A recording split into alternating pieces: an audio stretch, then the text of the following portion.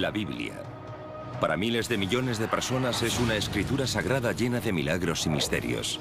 Sin embargo, los nuevos adelantos en la tecnología sugieren que los increíbles milagros tienen una base real. ¿Puede la ciencia revelar la verdad que se esconde tras los mayores misterios de la Biblia? Los secretos de la Biblia, los evangelios apócrifos. En el invierno de 1886, arqueólogos franceses excavan en busca de objetos en la sección cristiana de un cementerio del Alto Egipto. De repente realizan un descubrimiento que hace temblar el corazón de la historia cristiana. Lo que desentierran es la tumba por largo tiempo olvidada de un monje enterrado en el siglo VIII.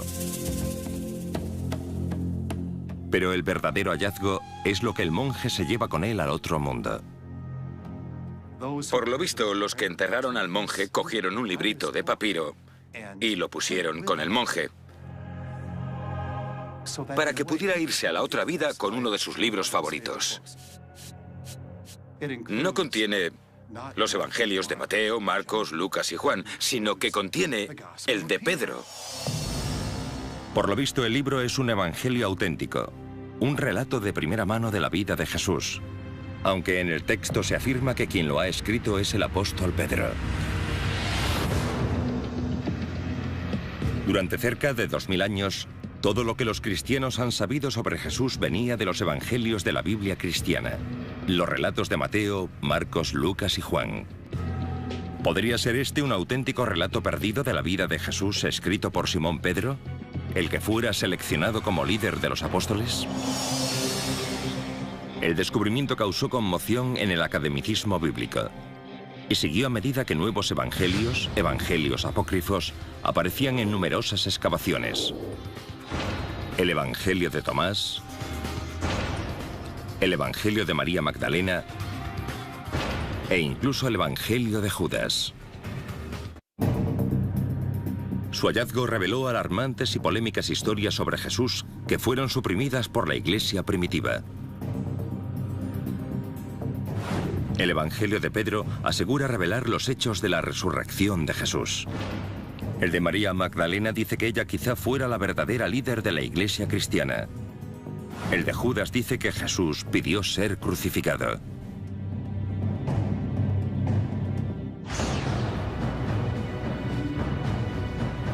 ¿Fueron prohibidos estos evangelios, relatos de primera mano sobre la vida y muerte de Jesús? Si lo fueron, ¿por qué desaparecieron? Mediante la aplicación de tecnología punta como el microscopio de electrones, la prueba del carbono 14, la paleografía y los últimos avances en arqueología, los expertos examinarán los evangelios apócrifos para determinar su edad, su origen y si contienen verdades olvidadas de la mayor fe del mundo.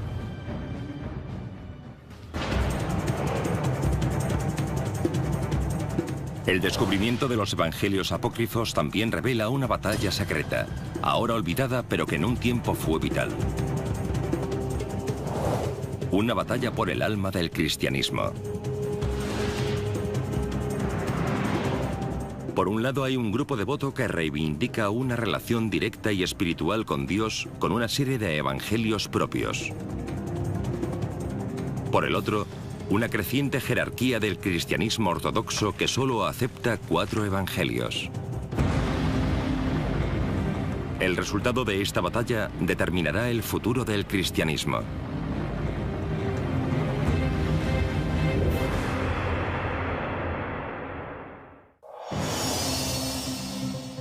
Pero en los albores de la fe, no había ni evangelios ni Biblia cristiana. El cristianismo comienza en torno al año 30 después de Cristo, con un grupo de judíos que siguen las enseñanzas de Jesús de Nazaret. Contamos la historia a través de historias y así nació el movimiento en torno a Jesús. Los que rodeaban a Jesús, los pobres, los marginados, seguramente no supieran leer ni escribir, por lo tanto hacían lo que todos hacían: contar historias. Seguramente las personas hablaban entre ellas. ¿Conoces a Jesús? ¿Qué dijo cuando lo conociste? ¿Estabas cuando pasó caminando por la calle? ¿Recuerdas la historia? Lo que he oído es esto. Pasaron décadas antes de que se escribieran las historias de Jesús. Los estudiosos creen que el primer evangelio, el de Marcos, se escribió en torno al 70 después de Cristo, 40 años después de la muerte de Jesús. Pero este no era el único evangelio. En torno al año 200 después de Cristo no solo había los 4 evangelios, sino que puede que hubiera hasta 50. Con títulos como el Evangelio de Felipe, el de los Hebreos o el Apocalipsis de Pedro. Escritores antiguos mencionaron algunos de estos libros, pero estos evangelios estuvieron desaparecidos hasta fechas recientes. ¿Qué pasó con ellos? ¿Y por qué hoy en día solo hay 4 evangelios? La respuesta no tiene tanto que ver con la fe como con la política. La Biblia no cayó del cielo, sino que fue consensuada por pensadores cristianos que representaban un punto de vista particular. Lo sorprendente es que la Biblia cristiana, tal como la conocemos, no apareció realmente hasta pasados 300 años de la muerte de Jesús. Y el hombre que decidió su contenido tenía unas poderosas prioridades que poco tenían que ver con la religión.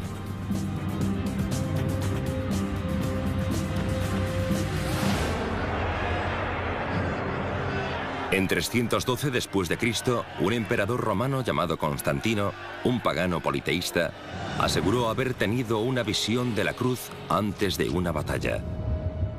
Tras vencer en la misma, se convirtió a la religión cristiana, la cual acabaría convirtiendo en la religión semioficial del Estado. Constantino quería aprovechar esta nueva religión para unificar un imperio romano que se estaba desintegrando.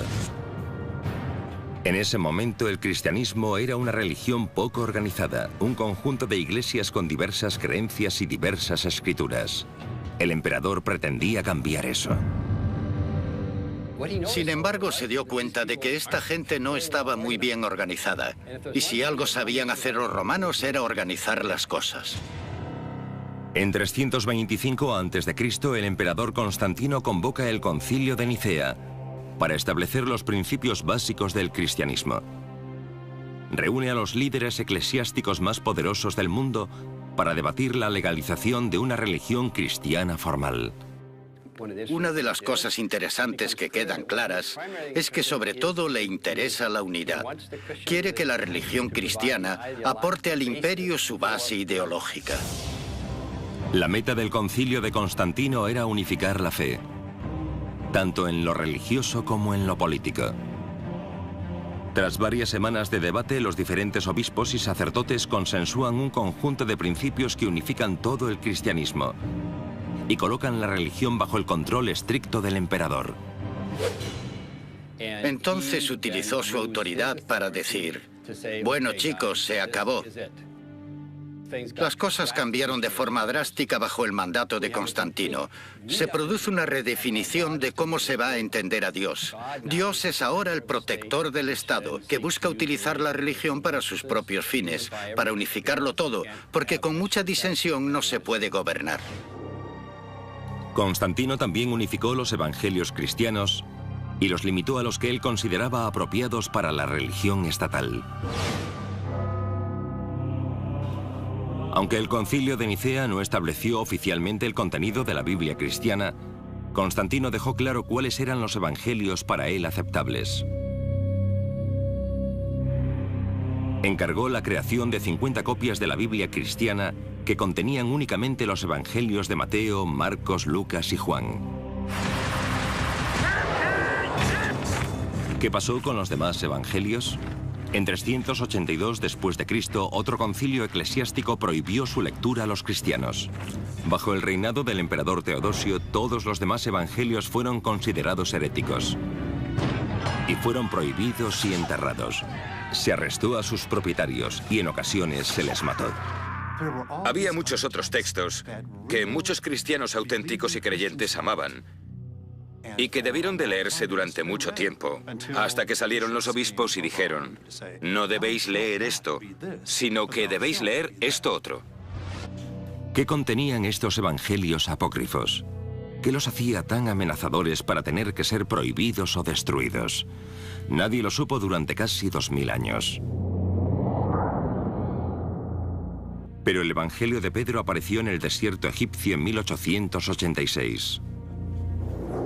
Otros asombrosos descubrimientos tuvieron lugar en el siglo XX. Los Evangelios de Tomás, de María Magdalena y de Judas. Estos evangelios apócrifos ofrecen una visión muy diferente de Jesús. Un enfoque distinto de la espiritualidad.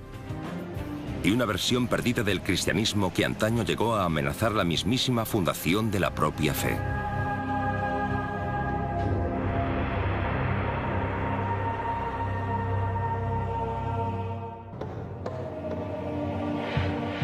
Durante cerca de 2000 años, los cristianos creyeron que solo había 4 evangelios y que estos contaban la historia de Jesús de Nazaret.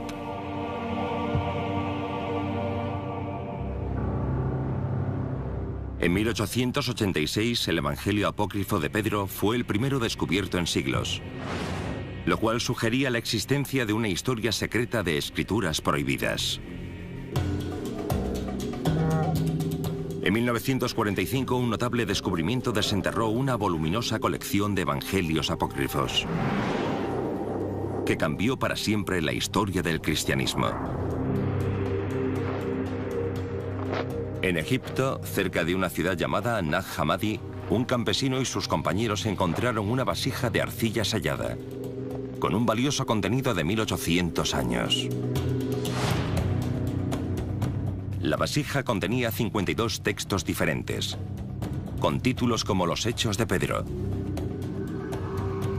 el Apocalipsis de Santiago y el Evangelio de Tomás. Estos eran auténticos evangelios apócrifos, mencionados por escritores antiguos, pero aparentemente enterrados después de que el emperador Constantino se consolidara en el poder en 325 después de Cristo. Hasta ahora habían permanecido en el terreno de la leyenda. Y quizá la más sorprendente de todas ellas fuera el Evangelio de Tomás. El Evangelio de Tomás es un documento fascinante. Se tradujo del griego al copto y contiene palabras de Jesús. Muchas de las cosas que contiene el Evangelio de Tomás se encuentran también en el Nuevo Testamento, con la salvedad de que el Evangelio de Tomás es un evangelio gnóstico. Los gnósticos eran una secta de los albores del cristianismo que ponía mucho énfasis en el misticismo y disentía de muchos de los preceptos de la incipiente jerarquía cristiana. Los gnósticos se salvaban por el conocimiento secreto. Eras un verdadero seguidor de Jesús si entendías ese conocimiento. Gnosis es una palabra griega que significa conocimiento y gnóstico significa el que sabe. Eran esencialmente místicos en muchos sentidos. Y si podían encontrar la paz de Dios en su interior, la verdadera humanidad en su interior, ¿para qué necesitaban tener sacerdotes u obispos? Podían hacer las cosas a su manera. En el Evangelio de Tomás, Jesús parece transmitir un extraño mensaje, una enseñanza secreta que es muy diferente de la que ofrecen los evangelios tradicionales. Estos enseñan que Jesús es el único Hijo de Dios. El Evangelio de Tomás sugiere que todos podemos convertirnos en hijos de Dios. Dice, cuando os conozcáis a vosotros mismos, seréis conocidos y entenderéis que sois hijos del Padre. En otras palabras, si a Jesús se le puede considerar Hijo de Dios, también todos nosotros somos hijos e hijas de Dios.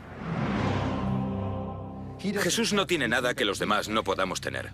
Podemos tener el mismo tipo de relación con lo divino, el mismo tipo de unidad con Dios. El Evangelio de Tomás predica la conexión personal con Dios sin necesidad de iglesias organizadas, sacerdotes ni obispos. Muchos sacerdotes y obispos se sintieron ofendidos por los gnósticos, que iban a la suya, que tenían línea directa, que usaban el teléfono rojo con la divinidad. Esto no cayó bien entre las autoridades eclesiásticas. Puede que esa sea la razón por la que el Evangelio de Tomás fue considerado herético. La independencia de las creencias gnósticas socava la jerarquía eclesiástica. Los gnósticos creen que sus propios evangelios son tan válidos, si no más, que los de Mateo, Marcos, Lucas y Juan. En el caso del Evangelio de Tomás, puede que tuvieran razón. Cuando estos evangelios gnósticos fueron descubiertos en 1945, surgió un problema perturbador. Resultó que el Evangelio apócrifo de Tomás podía ser más antiguo que los de Mateo, Marcos, Lucas y Juan. Hay un debate entre los estudiosos en lo concerniente a la fecha del Evangelio de Tomás. Lo que sí sabemos es que tenemos papiros muy antiguos en griego del Evangelio de Tomás. Y parece que ciertas partes de dicho evangelio son de épocas muy tempranas.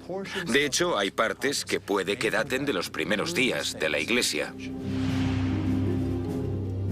Muchos estudiosos creen que los 4 evangelios clásicos se escribieron una generación después de la muerte de Jesús, entre 40 y 60 años después de que se produjeran los hechos. Pero el material del Evangelio de Tomás puede ser más antiguo, viendo lo simple de su contenido. La diferencia entre el Evangelio de Tomás y el Nuevo Testamento es que el de Tomás solo contiene las palabras de Jesús. No hay milagros, no hay ninguna historia sobre Jesús. El hecho de que el Evangelio sea solo una colección de las palabras de Jesús puede sugerir que es más antiguo y que los elementos narrativos e históricos de los demás son añadidos posteriores. Si el de Tomás es realmente más antiguo que los 4 clásicos, ¿significa eso que es más fiel al mensaje de Jesús? Y si esto es así, ¿significa eso que la Biblia cristiana está literalmente incompleta? Puede que la respuesta dependa de encontrar la fecha exacta en la que se escribió el Evangelio. El Instituto de Conservación del Museo Smithsonian, o MCI, despliega un equipo de especialistas y científicos para extraer los secretos del antiguo documento. Lo que hacemos es lo que haría un detective. Nuestros científicos examinan el documento con diferentes instrumentos para entender en esencia qué es y de dónde procede. Los académicos buscan pistas de la edad de un evangelio en el papel y la tinta del documento. A veces siento que puedo meterme en la cabeza del creador, especialmente porque los conservadores necesitamos desarrollar una especie de visión de rayos X en retrospectiva. Tienes un objeto enfrente que ha llegado hasta aquí en su estado actual y en su condición actual, y tienes que pensar en todas las cosas que le han pasado. Una pista de la antigüedad del papiro puede hallarse en la propia escritura. En la época de Tomás, la mayoría de la población era analfabeta.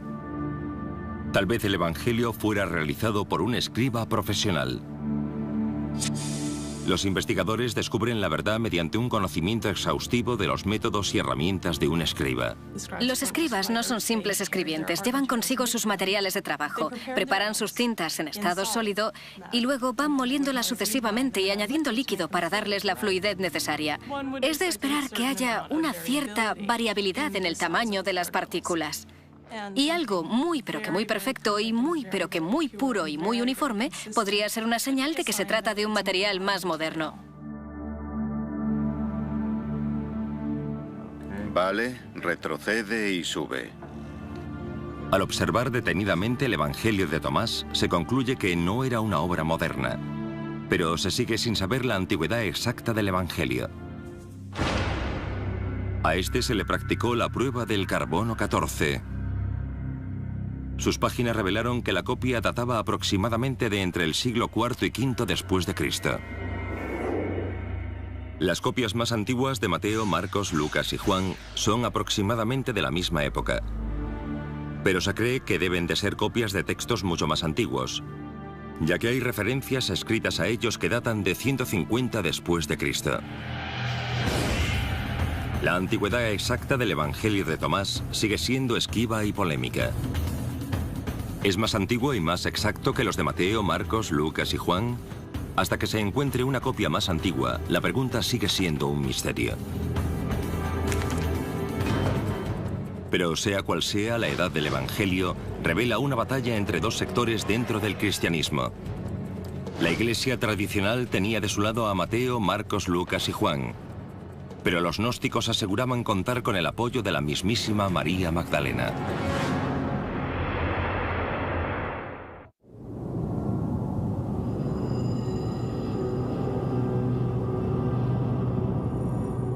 Los cristianos creyeron durante siglos que solo había 4 evangelios que revelaban la vida y el mensaje de Jesús.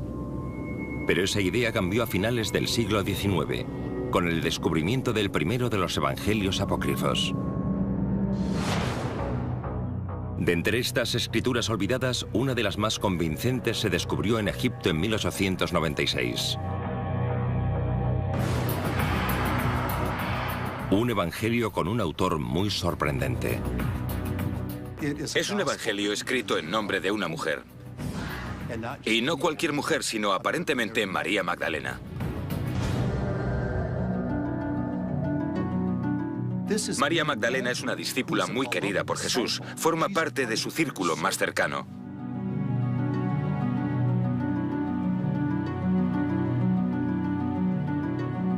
Tan solo han sobrevivido unos pocos fragmentos, pero dejan bien claro el verdadero papel de su autora.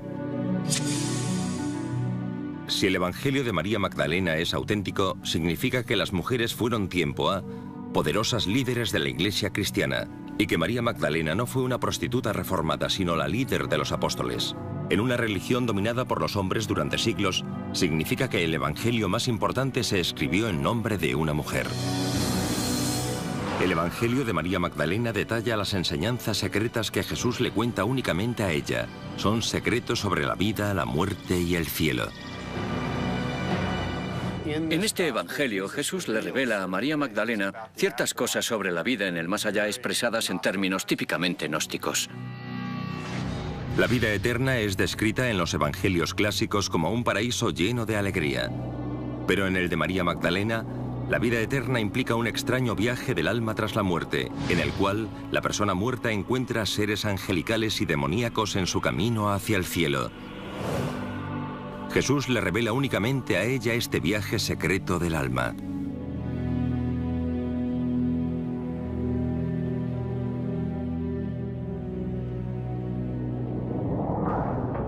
El Evangelio relata que Pedro, el líder de los apóstoles, se pone hecho una furia cuando conoce esta revelación. Pedro dice, ¿de verdad habló él con una mujer sin que lo supiéramos? ¿Tenemos que cambiarlo todo para escucharla a ella? ¿La prefería él a nosotros? En el Evangelio los apóstoles hacen caso omiso de la denuncia de Pedro y apoyan a María Magdalena diciendo, si el Salvador la consideró digna, ¿quién eres tú para rechazarla? Lo significativo es que había una especie de vínculo espiritual, que a María Magdalena se la consideraba una persona perspicaz, una líder. Alguien con la capacidad de motivar a los demás, y que ese era su verdadero don. Ella entendía el pensamiento de Jesús y era capaz de comunicarlo. Este es un evangelio que ofrece una perspectiva muy diferente de cuál es el mensaje de Jesús y que presenta a María Magdalena como la única que entiende esa perspectiva de un modo que los demás apóstoles no entienden. ¿Pero es este texto un verdadero evangelio? ¿El testimonio de María Magdalena? De ser así, podría cambiar la historia del cristianismo y revolucionar el papel de la mujer en la iglesia cristiana. La clave reside en la antigüedad del evangelio. ¿Es más antiguo que los 4 evangelios clásicos? ¿Podría haberlo escrito la mismísima María Magdalena?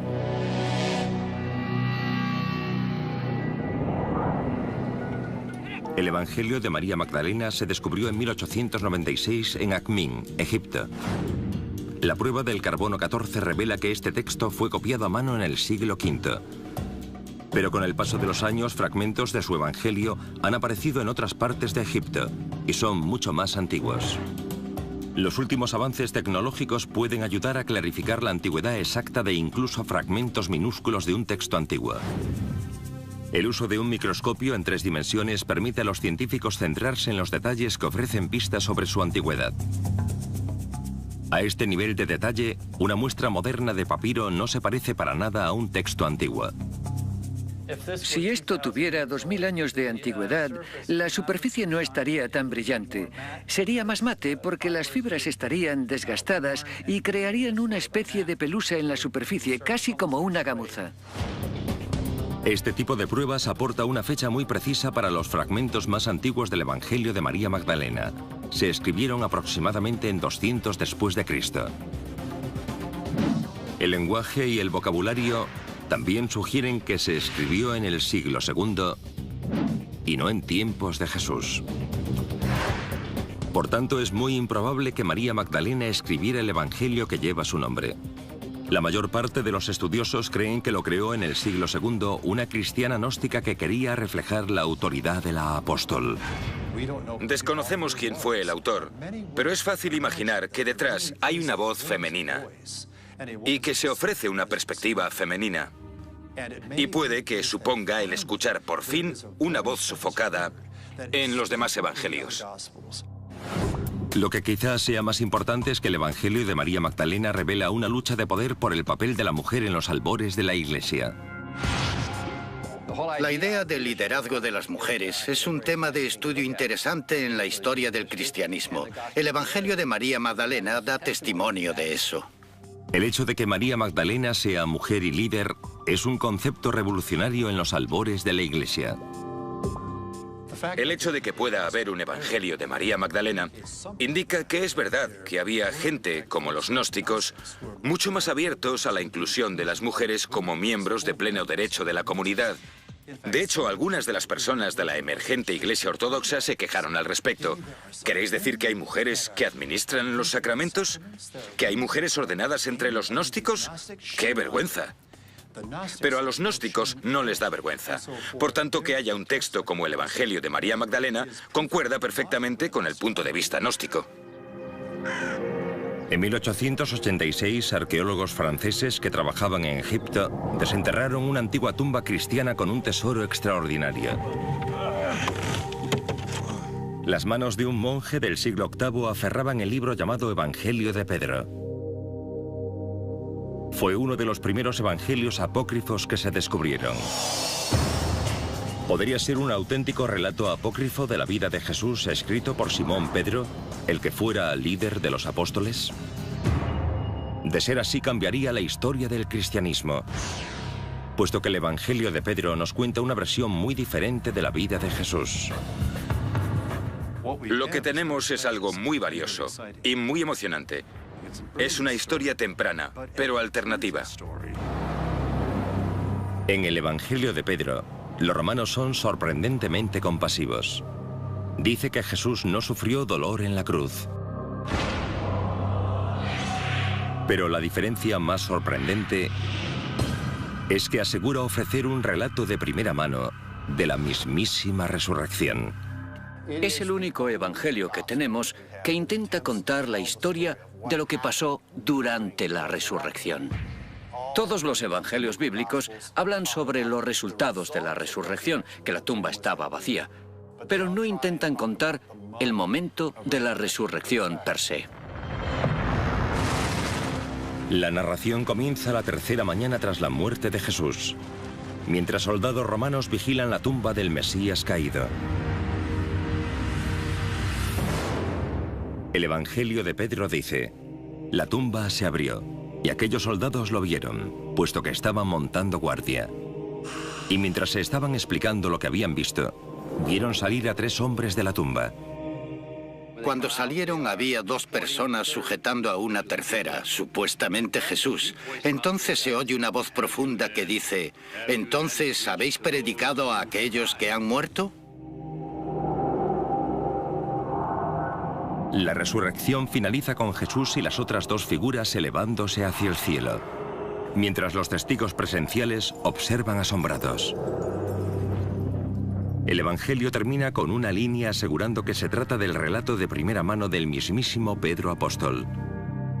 ¿Podría este libro ser obra del principal apóstol, el primer papa? ¿Se escribió en la misma época o antes que los 4 evangelios tradicionales? ¿O es un relato posterior, una falsificación que pretende hacerse pasar por el testimonio de primera mano de Pedro? Las pruebas arqueológicas no están claras. El Evangelio encontrado en 1886 fue fechado en torno a 700 después de Cristo. 7 siglos tras la muerte de Pedro. Hay fragmentos aparecidos en otros yacimientos que datan de 500 después de Cristo. Todavía demasiado tarde para proceder directamente del apóstol. 14.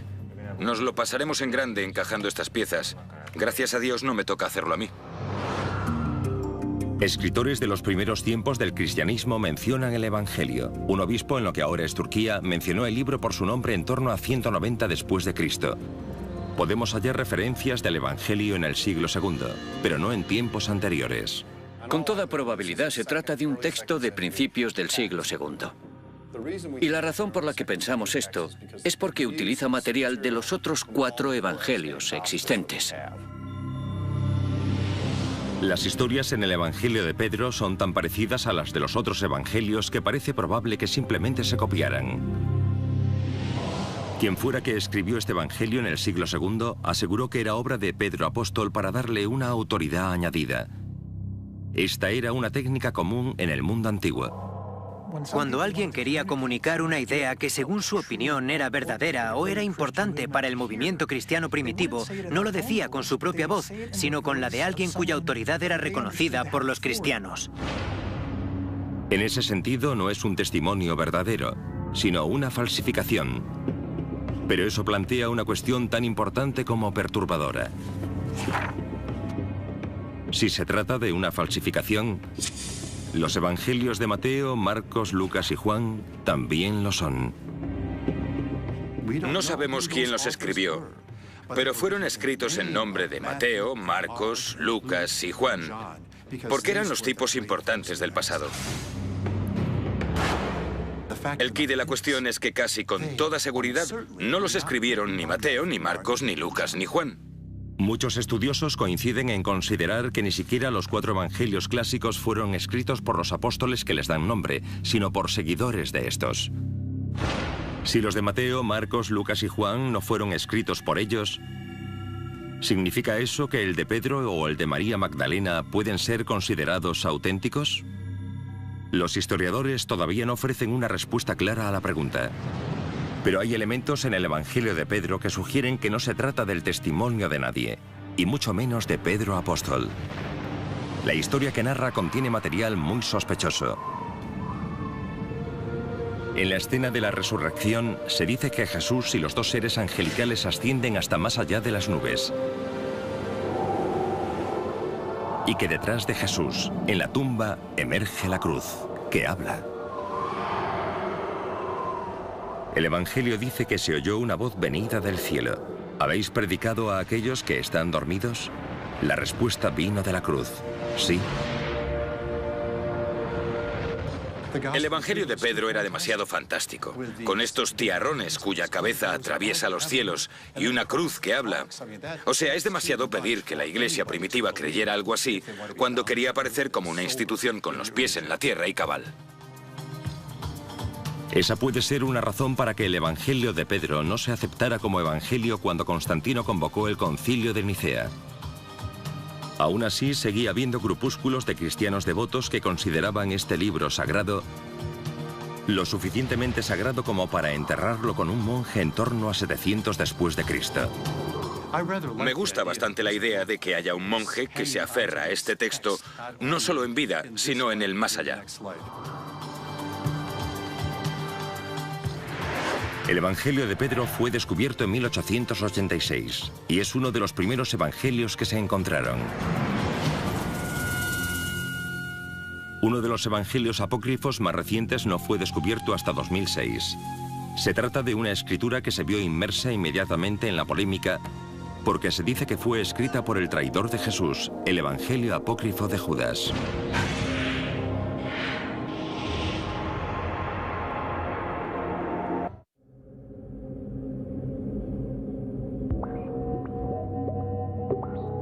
El descubrimiento de los evangelios apócrifos en el siglo XX cambió nuestra manera de entender la historia cristiana.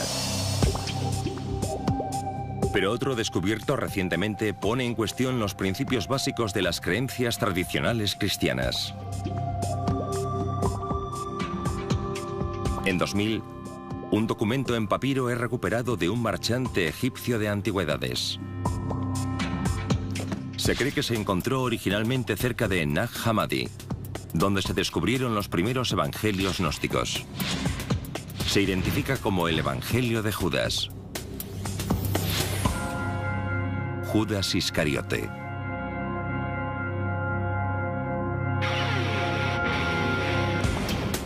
Cuando se publicó se le dio mucho bombo a la idea de que Judas era un héroe, que pasaba de ser el traidor de Jesús, como aparece en los evangelios bíblicos, a ser elevado a los cielos porque simplemente ejecutó la voluntad de Dios.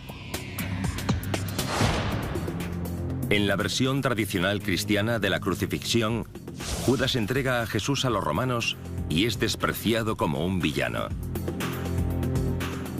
Pero en este evangelio la historia de traición da un giro para convertirse en una historia de sacrificio personal. Jesús reconoce a Judas como el más sabio de los apóstoles. Todo trata de la relación entre Jesús y Judas. A Judas se le considera un discípulo muy especial. Es él quien recibe la iluminación y el que parece tener una comprensión más perspicaz sobre quién es Jesús. Jesús dice que Judas entregará solo su cuerpo físico a los romanos. Él mismo escapará de la crucifixión y regresará al reino espiritual. Esta es una clara señal de que el evangelio tiene raíces gnósticas. No creían que Jesús fuera realmente humano. Solo aparentaba serlo, era un espíritu, por así decirlo. Y la idea general del gnosticismo era deshacerse de la túnica, de la ropa, del elemento humano, para poder volver a la forma pura del espíritu. Es una considerable inversión de los términos de los evangelios cristianos clásicos, y fue objeto de polémica desde el momento en que se publicó en 2006. Si fuera un evangelio auténtico escrito por Judas, reescribiría la historia y teología cristianas. Pero muchos académicos creen que solo puede ser una falsificación.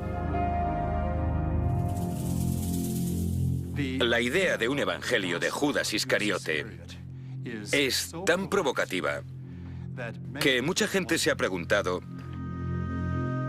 ¿podría ser que esto fuera una falsificación? Teóricamente, una persona con un retorcido sentido del humor o con ganas de engañar al mundo entero podría coger un papiro viejo y escribir un texto con el que reírse de todo el mundo. El Evangelio de Judas fue objeto de una investigación que duró semanas. A pesar de su origen poco común, los expertos determinaron que no era una falsificación, aunque no fuera tan antiguo como los evangelios clásicos. Los académicos creen que el Evangelio de Judas se escribió entre 280 y 330 después de Cristo, casi 300 años tras la muerte de Judas. No es claramente un testimonio de primera mano, y se escribió más tarde que los 4 evangelios clásicos, que datan del siglo II. Pero su mera creación pone de relieve el creciente conflicto entre los gnósticos y la Iglesia tradicional en torno a 300 después de Cristo. Uno escribe este evangelio y lo atribuye a Judas porque es un modo de conseguir que la gente cambie su opinión sobre todos los personajes. Se cambian todas las reglas del juego. Se pone todo patas arriba para denostar un poco a los apóstoles y ensalzar de algún modo a Judas. Con eso reconfiguras la comprensión del mundo, porque el evangelio de Judas critica duramente la iglesia surgida de las normas apostólicas. Ellos creían realmente que tenían algo en su interior que les facilitaba un acceso directo a la divinidad. Verdaderamente no tenían ninguna necesidad de sacerdotes y obispos. No tenían por qué obedecer a ese tipo de autoridad. Pero el énfasis de los gnósticos en el misticismo y en la revelación personal quizá condujera a su disolución. En lugar de construir una comunidad y ganar adeptos, el selecto círculo místico de los gnósticos empezó a perder influencia política. Mientras tanto, la emergente jerarquía católica estaba atrayendo la atención de los políticos romanos. Con el concilio de Nicea en 325, Constantino consolidó las bases del poder de los obispos más ortodoxos y su jerarquía.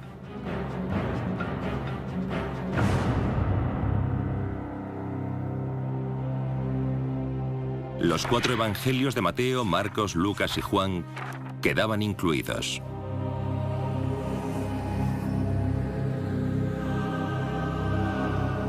Los evangelios gnósticos quedaban fuera. Al menos oficialmente. Es importante tener presente que aunque estos otros evangelios no estén en el Nuevo Testamento, la gente los leyó y les tuvo cariño durante mucho tiempo. ¿Pero qué dice esta evolución histórica del Nuevo Testamento acerca de la legitimidad de los evangelios apócrifos? El estudio de los evangelios apócrifos fue fascinante. Nos ayudan a entender las tensiones culturales por las que atravesaba el cristianismo y cómo las enfrentaron. Es bastante fascinante imaginar qué podría haber pasado en Nicea y después de ella si una perspectiva gnóstica hubiera salido victoriosa. Imagino que la motivación para ser seguidor de Jesús habría tenido un componente más místico, más de reflexión interior. Habría sido una iglesia muy diferente, con características diferentes y un cariz más místico. Pero los gnósticos no salieron victoriosos de Nicea. Y en algún sitio de un monasterio del desierto de Egipto, un grupo de monjes gnósticos debieron de preocuparse por el destino de sus amados evangelios. Supongo que amarían este tipo de literatura hasta el fatídico día que el arzobispo Atanasio de Alejandría anunció a todos los monjes que ya era hora de deshacerse de los libros heréticos y empezar a leer los textos bíblicos. Quizá con un gran dolor de corazón los monjes sacaran estos valiosos libros de la biblioteca de Nag Hammadi, pero no podían destruirlos. Por tanto, los escondieron en una vasija en la que se preservarían para siempre o casi para siempre, al menos hasta que conseguimos encontrarlos en nuestra época y volverlos a leer. Durante milenios, la Santa Biblia con los 4 evangelios del Nuevo Testamento se ha esgrimido como la verdadera historia de Jesús. Algunos piensan que los evangelios apócrifos revelan el camino que no tomó el cristianismo. Otros creen que ese camino no se tomó por un motivo. Se dice que a veces la historia la escriben los vencedores. Y la idea es que ahora pueden hablar los perdedores. Es valioso escuchar a los perdedores, pero también hay que decir que a veces los vencedores merecen vencer. Siglos después de que fueran enterrados en la arena del desierto, los evangelios apócrifos siguen levantando polémica. Quizás este hecho sea un testimonio del poder de la palabra escrita para la transmisión de la fe, la esperanza y el misterio a lo largo de los siglos y en todo el mundo.